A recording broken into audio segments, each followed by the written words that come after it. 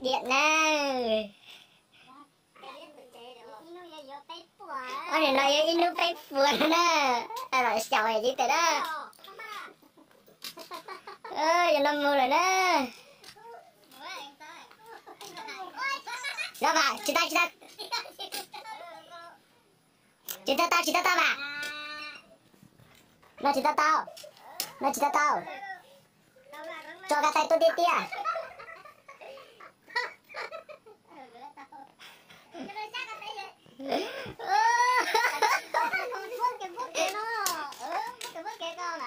Dân núi á, thôi tả ra cái tay mà khẩn công chế độ.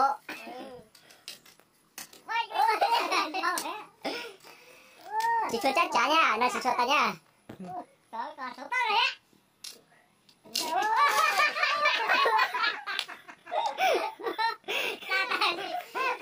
Là ta chị, khởi ở đó.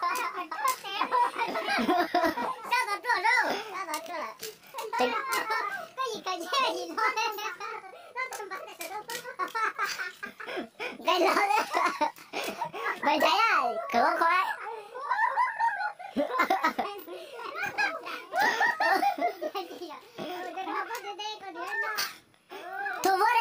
Thu lại vớt đi.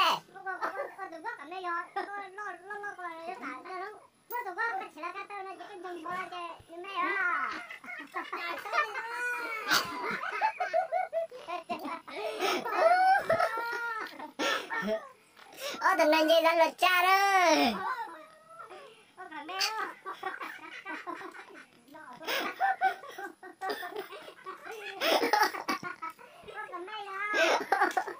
Lo chị tao luôn.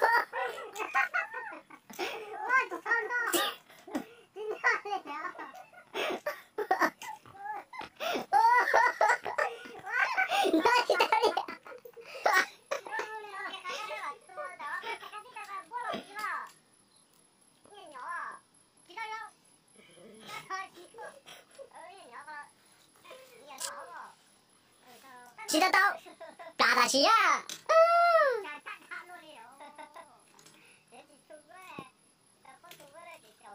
Giờ sắp lại á, con chị tao nó kìa đó, con trai cha. Không con chết rồi chứ thôi. Con tụi tao nó của tiếp lại á.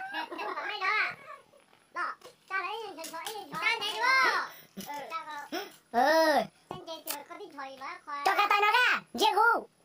Ô cái tay nó hao. Cho cái tay muốn nó nè, cứ nó hao mà nè đi. Nó nè.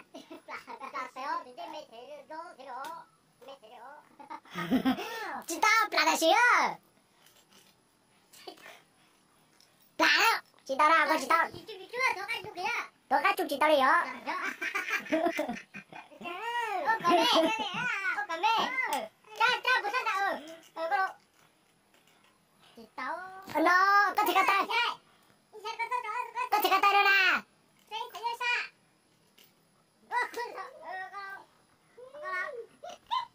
Tao ta xí á, tao phải mà lo, tao lo.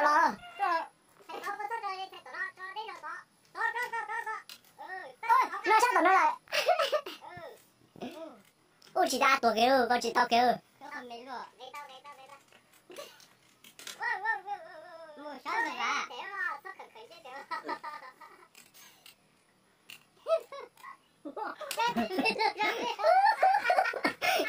Siapa mau logik tanah?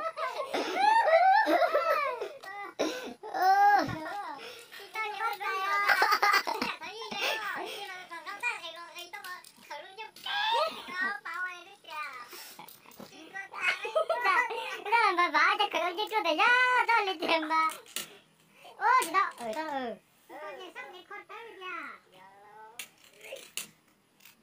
ôi tụi con phải đi đấy. Tao xin rồi trai thì nó ok đó pin đi luôn nha. Tụi tao tại sao mua tao cái.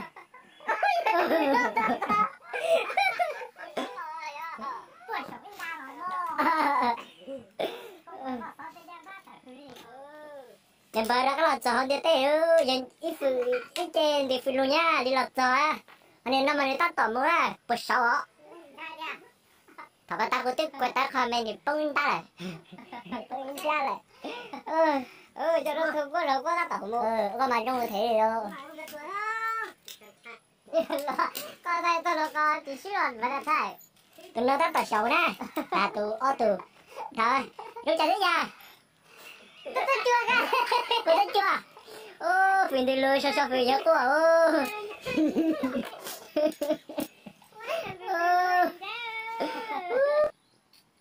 tụi nó một tao xếp thế này giờ sao tí sao từ tiếp theo này ta tập nè cho nó cho chị ta bao lâu ta từ bao giờ sao mà đi tao lửa xếp thế đó nè chúng tao xấu vậy nó đó chỉ muốn trình đủ đó chi cái gì chụp cái thân nó đó bọn nó xem mà những in thôi chip của nó đánh như này nè chứ là tao chuẩn nó nè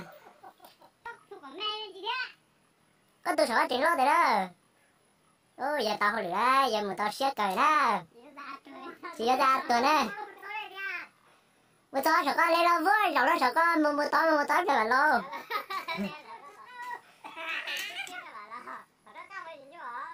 đó cá nhiều thế nha thật xì đấy tao anh chỉ dành cái với dành thành cái cái gì cả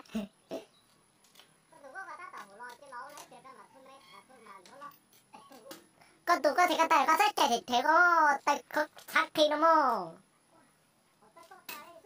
dạ nhưng tao ta cái tiền chỉ đất không nè tao vứt lo cái mà lo cái thất để mà lo con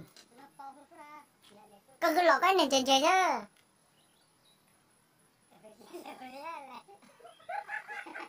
người ta tầm mới này làm gì sao cho tôi dư cái nào mà cảnh trên như sắp lại đó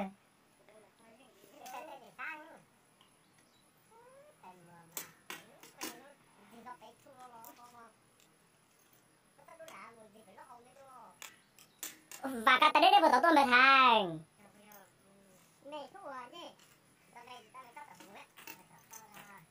một tao thắt cái này vươn rồi này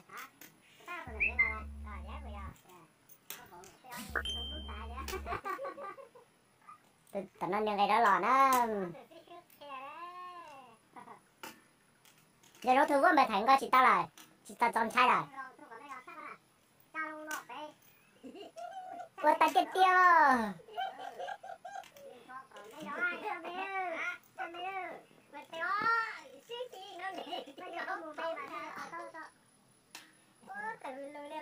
đôi tay ơi giờ cái mua gì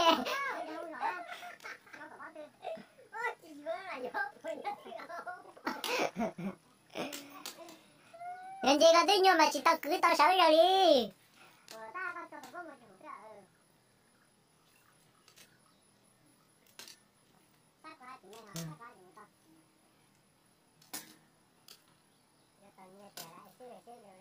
tôi sợ tao nhiệt rồi nè giờ phía phong đi tàu giờ hay chạy làm gì đâu phía đây đó ham mèo có cho cả tay chịu có cả tay tiết tiết này con này nè cháu thì chị tao sợ tệ trước rồi nè con này con gì đây con cho nó kiểm tra có tủ có cho bữa thật tình chế mà ít bữa hay bữa chỉ bông đi hỏi giờ tiền ngon chỉ xí hỏi tao nó chỉ nói nó chỉ dây chạy tao sai á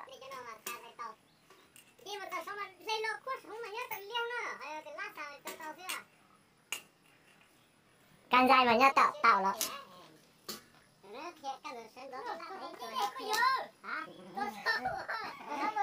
một tiền tôi rồi lên lo vui một tôi gì mà ơi tôi cho nó này tao tọt cái ra tôi nó cởi tao canh này tôi giờ mua tiền cho sẽ cởi tao cho biết chỉ dỗ à canh chào lại mua cái mũi tay chồng tiền tao rồi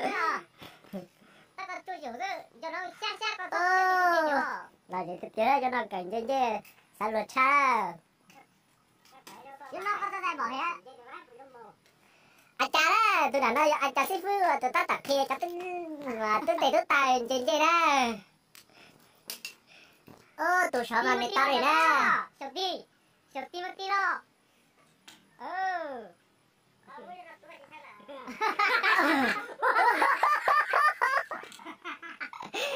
Bây tay là gì đó, đó cả đó. Tôi là gì đó.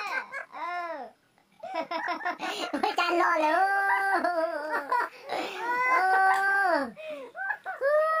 Nhắm tay đó. Đó cả giờ tù lo phừ một đấy. Nó đó cả một đấy, nó tù bà ta để chỉ tao cái đây. Cho xe đi chạy, nó phải đưa sang đà số. Tôi phải gì đâu cái lò đấy. Ủa tiết tiêu nó không kiếm bật tàng. Ủa tôi vừa tôi tiết tiêu. Ủa cô. Tìm lại tí tôi. Mình thấy có tủ sắp để coi chị tao đây. Ta chỉ cho ăn tôi làm một chưa.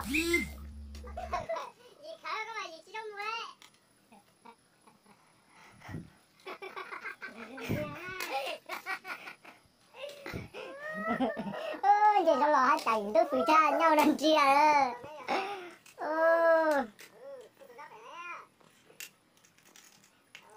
Có thật khánh chứ thầy của tao là bây giờ có cái tay thác thêm một mùa hay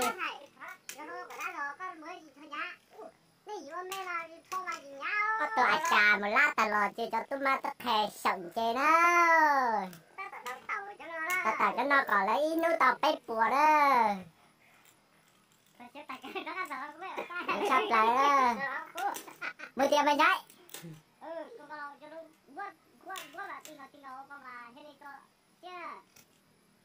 chẳng nhìn đi nào mà như sao đó khỏi đi đâu mày nhảy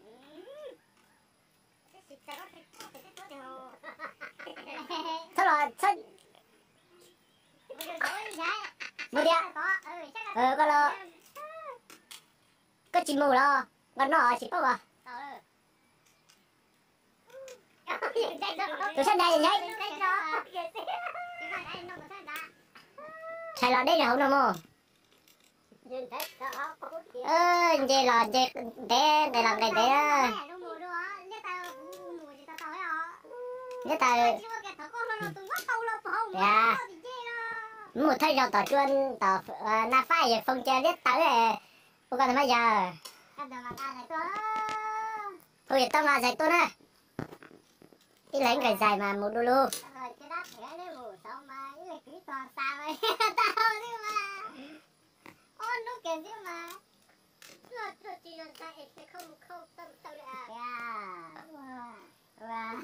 một tiền mày giá vậy bây giờ có cái gì rồi mày có tao còn thế à đây đã là một tiền bữa sao một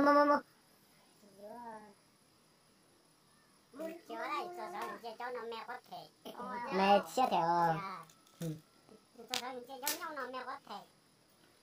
giờ chỉ tranh cái mà hết tao sao gì đây cho nó chỉ cả đây nó chỉ sát cả tất cả đó không mất khởi gì đâu mà lo gì tới chứ cái tụt thoải mái chống cho mà chỉ kia cho mình quốc ha nó đó dạ sao đã tao mày thấy con tao là nó sao đảo đâu chỉ nó tôi có lo nhiều vậy con của tao cái tao đó tất cả là gì